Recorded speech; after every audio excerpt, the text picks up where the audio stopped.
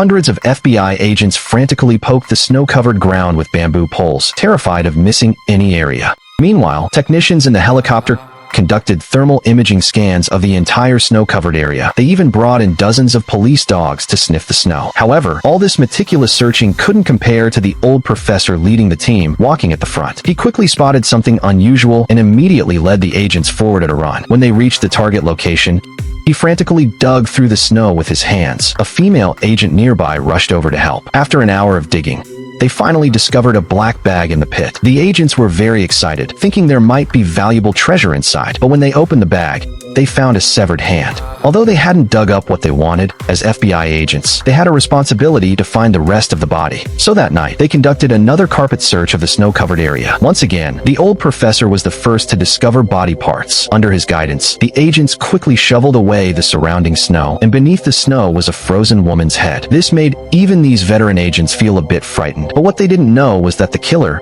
who was preparing to come dump body parts again, had already witnessed all of this. Although the burial site had been discovered, he wasn't panicked at all. Instead, he calmly returned to his lab to prepare for his next organ transplant surgery. It turned out the man was a human trafficker who specialized in kidnapping local residents to provide healthy organs for wealthy people with terminal illnesses. To solve the case, the agents dug up the entire ice layer to study it, and sure enough, they found more body parts inside.